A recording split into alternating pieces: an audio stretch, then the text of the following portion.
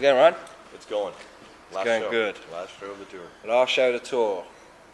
How's the tour been? It's been great. We started over in Europe this time, which we usually start over here and then go over there. But we started in Europe this time, and the European shows that we figured were going to be good ended up being great. And some of the shows that are iffy ended up being really good too. And then of course the UK's been the UK for us. I mean, it's basically home. I would say it's home away from home, but it's been more so a home than home is sometimes. So always good over here. Well, it's interesting because you was just looking at that CD there. Yes. And that was the date that you played with Skindred here. All right. And on that gig, they're the photos. Okay, cool. You shared them on your Facebook page, so I thought it'd be nice to give you the official pictures. You. And I remember you saying at that gig that it was the first time in 13 years since you'd played Nottingham. Is that true? Must have been. It was me, yes. Yeah, it was for me. There's actually a little paper up in the catering room that has like when we've been here. And they were here, I guess, twice. SOiL was here twice when I was doing the whole drying care thing. So yeah, it would have been at least 12, 13 years since I was here. So is there any particular reason why you've left Nottingham for the last date of this current tour?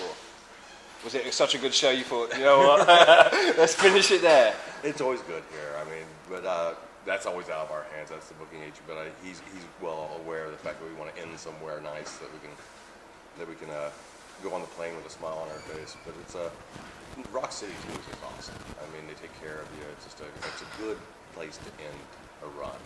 You end with a smile on your face and go home happy. Did you have a date yesterday? Did you play yesterday? Oh yeah, yes. Because it was Halloween yesterday, wasn't it? Yeah, we played in Reading. Right. And, yeah, we've only had like 3 days off this entire tour. Really? So chances are we've had yes, we definitely played it. Being an American from Chicago, sweet home Chicago, do you celebrate Halloween? I'm the only person that I know that does not. Oh, wrong person to get for an interview. So the question is then, trick or treat? Probably always a trick. I don't have much of a sweet tooth. Just do the rest of the band? Yes. Right. Well, that's useful because I've got these for the rest of the band. Nice. No, these would be gothic. These are the little lady. That's what this is about. They won't even see this. I'll just walk in. There you go. Holy cow. Cadbury's treats for you there, my friend. Awesome. Thank you. So yeah, I mean, we don't really celebrate Halloween that much here, but it is becoming more popular. Yeah, it's becoming more Americanized. Yeah, there were some people in the crowd last night that was dressed up in full Halloween regalia. Looks good though, doesn't it? Yeah. I think the Pope was there. So, like I say, last time you was here, you were supporting Skindred. Right. How was it with those guys? Oh, it was fun. I mean, they came out to our show in, where were we? Bristol. And they came out to that show, all of them came on out, and we had a good night. Remembering the earlier this year as well, creating some new memories. So let's go back to the beginning. You guys, like I said, are from Chicago. Arguably the birthplace of rock and roll. Was that an influential factor in you guys becoming musicians? I had no choice. Music was always on in my house. I don't know about the rest of the guys, but I mean, my dad, he was the best stereo player in the world. He could hit the play button like a freak. So with him, there was always everything from Creedence Clearwater, Pink Floyd, Rolling Stones, Aerosmith, AC/DC on in the house. And then my brother was 5 years older than me, so he got into the whole 80s era. So then we have the Guns N' Roses and Motley Crue and everything going on. And so there was always music going on in my house. I didn't have much choice. So my brother played in bands, local bands in the area. And so I grew up, looking up to all those guys and everything. And yeah, not much choice. I was I think, destined to be out here on the road doing this. Was you punk or a rocker? Rock, definitely. My brother kind of got into the Sex Pistols a little bit, so that was in the house, so I was familiar with that, but that's about the only punk I can remember being around when I was growing up. Well, I was actually, this week, Foo Fighters have just recorded their new album in Chicago. And they just released a documentary, a 2-part documentary about the music history of Chicago, which I thought was quite poignant, because obviously I was really interviewing you guys. What was the guy's name? Let's see if you know him. Steve Albini. Yeah. Have you been to his studio? We recorded the first album there. We recorded For All Junkies with Steve. Yeah? Yeah. And what's your take on the man? He's very He is very much about capturing the moment and capturing the music in a very raw state. And for us, it was our first record, so we didn't really know what we were doing as far as, trying to, cleaning stuff up. So that album has some, it's not one of my favorite recordings that we've ever done, just because we didn't know what we were doing. And he was about capturing the band in their real state, but our real state was just confusion. We didn't know shit. So, I mean, it was not necessarily one of my favorite recordings, but he himself, I really enjoyed the experience, and he was neat to work with. Yeah. He's a different person, a different kind of guy, and it was cool to have that experience. Would you work with him again? I would now, definitely. Yeah. Knowing what I'm doing when I enter those doors, I would definitely go in now, because I could actually get some direction about where I'm wanting to go. Back then, I was just like, show me what to do. I was just, give me some direction, but he's not necessarily that type of producer at that point in time. So I would definitely do it again. It was a heck of an experience, and he was fun to work with. You released your latest album last year, Whole. Yes. Who did you record that with? Ulrich Wild of California, Los Angeles to be exact. I'd never worked with him before, but just a great guy. And I think the whole recording process was awesome because this album we did on our own. We funded it with the help of fans and ourselves and other friends, and we we've licensed it to the different record labels instead of necessarily just signing with somebody. So that's what we wanted to do. That's the only way we did this. After we came over here and did the anniversary tour, 10th anniversary of Scars. 2011, wasn't right, it? Right, and I parted ways with Drowning Pool shortly after that, and we started talking about maybe a SOiL album.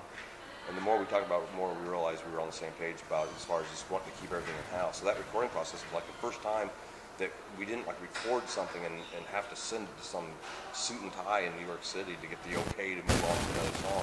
We actually got to record the way we wanted. The songs came out the way we wanted. We didn't have to get anybody else's okay on anything, which was nice. Someone was saying, actually this man was saying that the whole album has gone very much back to the whole roots of SOiL. The whole Scars era. Yeah, I've heard that opinion a lot. It's I can see it. When I listen to the material, it's on Whole. I can see definitely where it fits with the Scars and the Redefine era, and I think that just goes to show. I mean, it's mainly because of the people involved. I mean, Adam was always the main songwriter of the band. Somebody else might come up with riffs, but it was Adam sitting there for hours on the rehearsal space after everybody else was at home watching 90210 or whatever. It was Adam sitting in there making that riff into a song, and I lived in Adam's garage for the first 3 or 4 years of the band, so I was always right there with him, and the lyrics would start flowing, and I'd be like, no, that's a chorus, so and we arrange stuff. So you have the main ingredients in the writing of SOiL from the Scars and Redefine era. So I think Whole, it shows that. It's the so same minds back together again. And is that the whole point of the title, Whole? Yeah, You're whole exactly. again. Right. Yeah. And was it an easy transition back from? Because obviously you was in SOiL, went to Drowning Pool, had some success, amazing success with those guys. Then you did the anniversary tour in 2011, right? How did that come about? And obviously you've stuck with SOiL, and you've now produced another album. You're touring again. It must be good. Yeah, I've got this weird 7-year thing. I was with SOiL for 7 years, Drowning Pool for 7 years. I was married for 7 years. The relationship before my marriage was 7 years. I don't know what happened, but I was at that point again with Drowning Pool. I was with that point with SOiL back in the day. I was 7 years, and I was getting burnt out with the business side of things, and left the band and stayed out of music for about 9 months before it started eating away at me. And the Drowning Pool guys got a hold of me, and it just was the right time to get back into it for me. And then kind of the same way this time. The guys got a hold of me, and me and Adam had been talking for a couple years finally, and Tim and I started talking again, and they presented me the idea of coming over here and do a 10th anniversary. Somebody presented it to them, the idea, and they came to me to see if I'd be interested in it, and it was just about the dates that they were looking at was just at the end of the touring cycle for the Drowning Pool stuff I was doing. So I was getting burnt out, and it just sounded like something fun to do, so we came over here and did it and had way too much fun doing it. So went home, 7 years, time to leave Drowning Pool. We talked about it for a while, and that's how we got here now. Scars is arguably your most commercially successful album. Yeah, how does that stupid little song Halo is on there? Yeah. I remember you saying at the Skin Dread gig, actually, everyone was shouting Halo, Halo.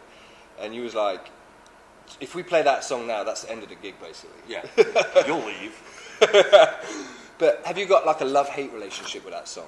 Well, it's not fair for me because I actually got away from it for a few years. So, I was away from having to play that song for a good 8 years before the reunion tour happened, or anniversary tour. And you talk to the other guys and you can see it's like gotta play Halo.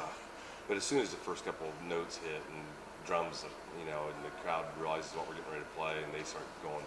It's familiar again. Yeah. Then the song is awesome again. Yeah. Once you see the crowd response, the song is amazing. Love that song. But when you think about playing it, you're like, Who came up with the song? I came up with everything that was a good idea. Everything that was a bad idea, the other guys did. But everything's a good idea. I definitely came up with it. It's funny because I didn't know this at the time. I forgot all about this. But somebody, a really hardcore fan and friend of ours, came to one of the shows a while back. Hadn't seen him in ages, and he had a demo tape, actual cassette. And on that tape was 2 songs. One was the music that we know of as Halo, and one had the lyrics of Halo. So I didn't even remember doing this, but there was 2 different songs, and it was in the studio that we were like, those lyrics would fit that music better, and that's how Halo came to be. It was actually 2 different songs that we Frankensteined together, and we got Halo. How are we doing for time? Oh, I've got plenty of time. Oh yeah, Black Betty. That was another commercial hit for the UK. Yes. But did it only get released in the UK? Originally. While I was doing the Dragapult thing, I guess the guys re-released Throttle Junkies, the album that we did with Steve Albini. And they put a couple bonus tracks on that, and one of them was the previously unreleased in the States cover of Black Betty. And I remember you mentioning that went down very well in the UK. Oh yeah, it was. It's one of those songs that if we don't play, we definitely hear about it. For this tour, you've given the fans the opportunity to do a VRP meet and greet type thing. Yeah, we thought about like a day or 2 right before we left. Yeah, we threw it up there real quick, and the response has been awesome. And how's it been meeting those fans? It's wonderful. I mean, we've always tried to keep very accessible as far as the people to give us a job to do, and we've always viewed it that way. I mean, there's a reason why 18 years later we're still doing this, and it's because people still come out to shows and give us the time of day. I mean, it's amazing. It's a gift every day. It must be nice to be able to see those faces up close rather than all those lights in front of you and not being able to see anything but shadows. Like the first row. Yeah. That's what, or the cameras, cameras in your face or something stupid. What's the weirdest thing a fan said to you? Said to me? Yeah. Had I ever had my butthole licked? Right. Didn't see that one coming, did you? No. That was a weird conversation. It came out of left field too. It was like, no. Ever had your butthole licked? She was cute, but it was like, man. No. What's she offering? What's she offering? I didn't stick around to find out. All right, okay. Are you a sports fan? American football, and that's about it. So is it still the Chicago Bears? Yeah, Chicago's guy. I grew up. I actually was born in Indiana, and so I grew up a Cleveland Browns fan. Oh. We didn't have the Colts back then in Indiana, so I grew up a Cleveland Browns fan. So I've towed that hard road for the past 40 years. Well, you mentioned trick. Oh no. If you don't have to, but my trick and my trick to you is you're playing in Nottingham tonight. Yes. But I'm from Derby, which is 15 minutes down the road. And the 2 cities have got a big rival as far as football's concerned. Gotcha. It'd be awesome if you mentioned how well Derby County were doing in the football on stage. Derby? Yeah. It sounds dangerous. If it's gonna put your life in any sort of jeopardy, the way you don't are do with it. your football, I got a feeling I'll be impaled out back before the night's over. I don't think that'll happen. I am leaving that shit alone. All right, fair enough. I thought I'd try, but that was your trick. I appreciate that. I appreciate you looking out for my well-being. That rear end. I don't think that would happen with you, Ryan, I'm afraid. But it's been lovely meeting you. Oh, my pleasure. I hope you guys have a great set tonight. Just to finish, I'll ask. It is the last night. Have you got anything special planned? It always gets a little crazy up there on the last night. Yeah. People visit the stage and all that kind of craziness. Nothing's ever planned. It just ends up being a little while. Plus, you got the whole Halloween thing last night, and I think it's probably going to carry over a little bit tonight. So there's definitely the end of the tour hijinks usually occur. So I haven't heard anything yet, but usually don't until it's too late. Okay, well, I have a fantastic show. I'm looking forward to it. Enjoy those chocolates. I will. And we're going to just quickly pause. That's a nice still shot. Thank you very much. Thank you. You are so beautiful.